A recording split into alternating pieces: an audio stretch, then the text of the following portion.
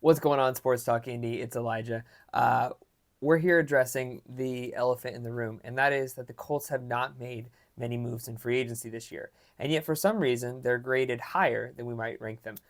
So, first off, I want to talk about this report that came out from Mike Clay of ESPN, where he gave every team and every position running back, quarterback, wide receiver, tight end, offensive line, defensive interior, edge, linebacker, cornerback, and special teams a grade like a GPA. So it would be like a 0 to 4.0. The Indianapolis Colts ranked 17th overall, or 18th overall, excuse me, and they have yet to fix their Achilles heel. They have yet to even address the biggest problem, and that is clear on this chart. I'm going to put the chart on the screen. But you look here, the quarterback, obviously we got a 1.6. That's not surprising. Like we had Gardner Minshew for most of the year. It was rocky. I think probably for good or for ill, 1.6 is fine. Running back, that's obviously our strength. That's 3.3. We had Zach Moss and Jonathan Taylor. We barely had a bad game rushing last year. Wide receiver, 2.3. I think that might be generous to rank us in the upper half of the league. I'm excited to see where they go this year. We'll leave it at that. And then tight end 1.5, not shocking. We've had a slew of tight end players. Offensive line 3.6, let's go. Defensive interior 4.0. Guys, this is why signing Grover Stewart and Roquan Davis was important. Keep this defensive interior the way it is. Now here's where it gets rocky. Here's where we struggled as a team last year. Edge rushing 1.6. Linebackers 0.8. 0.8. That is abysmal. And cornerback 2.1, but we lost a guy there. And then safety 0.5. Guys, we just are losing actively. As we speak, we are losing our starting safety in Julian Blackmon. He is visiting the Bills today as we speak. And the Indianapolis Colts have yet to make a move on either of these positions. Re-signed Kenny Moore. That's great. That's awesome. But he was on the team last year, and the Colts still ranked a 1.0. Like, still ranked in the bottom half of the league where it counts. And the Colts have yet to do this. I'm not going to lie. If you've been here for any amount of time, you know that I am an optimist. I like to think the best, especially of Chris Ballard and the Indianapolis Colts. Things are going to work out. Everything's going to be fine. I'm not going to lie, guys. I'm losing some hope. Adam Schefter threw an absolute wrench in this whole Ladarius Sneed thing. And for good or for ill, I mean, like, a lot of people have talked about this, and Destin Adams has stood by his word. And the guys on Twitter who are analysts for the Indianapolis Colts have stood by their words that the Colts are having conversations. But as per Adam Schefter yesterday, the Colts have not even had a conversation about Ladarius Sneed beyond is he available. And so these conversations he's saying are not even happening. And so the one thing that we were saying, it's okay that we're not signing a guy because maybe we're getting him or maybe we're getting Quandre Diggs. The Colts haven't even entertained offers. So I'm not going to lie to you. I'm getting to the point where I'm getting a little frustrated.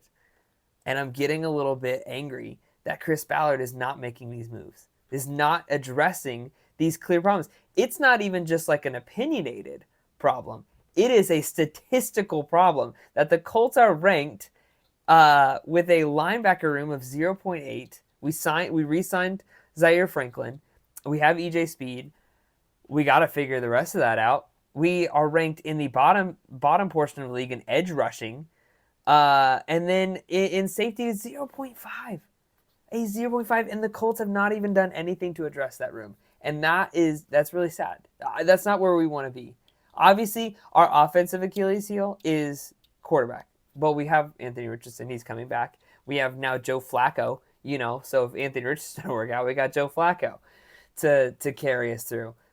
So the issue is not even on offense anymore. The issue is now solely focused on our defense. After years of quarterback and being patient with this position, now it finally feels like we're starting to get movement there, and now our defense is lacking. And the Colts have yet to even entertain offers, or not entertain offers, but even try to make a push for any major defender. And the Ladarius Sneed thing still might work out. Don't get me wrong. It still might. There are still people saying it is potentially happening. But there's so many conflicting reports right now on that front that it makes it difficult. Okay, so that's the first thing. The Colts got to address their Achilles heel. right? That's where we're at to start this. But I want to look at this because there is hope. There's room for hope. According to the Pro Football Focus, they ranked every single team. They gave them an A plus to an F grade for free agency, right? And the grade they gave the Indianapolis Colts gave me a new perspective on not the cornerback. Don't get me wrong, still whatever on that. But not only that, but to look at where the Colts are at as a team. Here's the moves that they've made so far this offseason. They've extended Jack Anderson, center, which I think is a good move. Gives some more depth in that position. They extended Zaire Franklin, re-signed Michael Pittman, re-signed Tyquan Lewis, re-signed Grover Stewart, re-signed Rigoberto Sanchez, re-signed Kenny Moore, re-signed Roquan Davis, re-signed Rodney Harrison, re-signed Jennard Avery, signed Joe Flacco, and re-signed Trey Sermon. It said, okay, I said re-signed Roquan Davis. It says signed, obviously. Roquan Davis, he wasn't on the team last year. He was on the Dolphins. So if you were to rank all of those things, where would you rank them right now? You probably wouldn't rank them as high as a Pro Football Focus ranked them. The Pro Football Focus ranked them a B-, that's a passing grade. It's not where we want to be. Don't get me wrong. I mean, everyone else in our division has done a much better job in free agency than us.